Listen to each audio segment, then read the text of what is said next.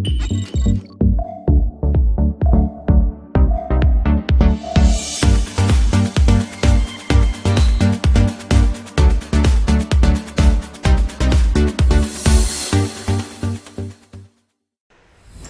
everyone, this is Zero Prime, and welcome back to another episode of Zero Review, a series in which I look back on the games I played on my channel, and I give you my honest thoughts and opinions on said gameplay.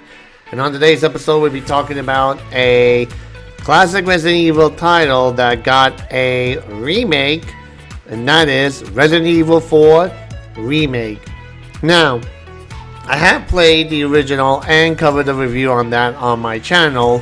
So essentially this remake, it does things completely different from the original. Besides, some slight changes to the scenery, to the character design, and they made some changes to the story. Cause like here in the opening, instead of just going right up to the house from the opening, you have to travel through a pathway of this horrible stuff and to reach this house, and even the interior of the house is different. So it's definitely a guarantee that if you go in thinking, oh, I beat the original Resident Evil 4 game, this should be easy.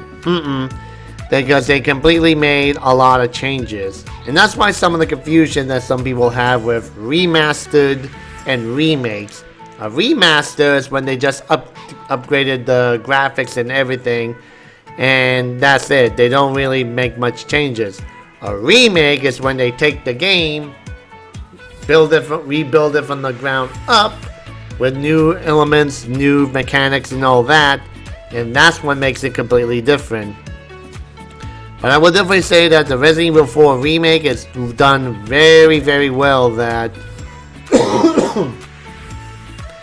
basically the classic over-the-shoulder action, and also it adds new horror aspects that, the La Plaga's infestation, and it really does things pretty well. That, it gives, like I mentioned before in some of the reviews, a fresh breath of air to some of the games that have been well played many times before.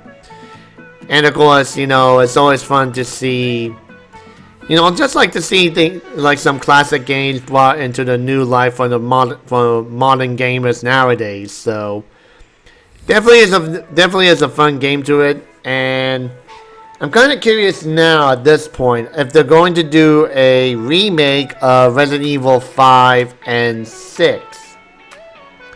Because I could definitely see some improvements with that. But of course that depends on what Capcom is going to do now.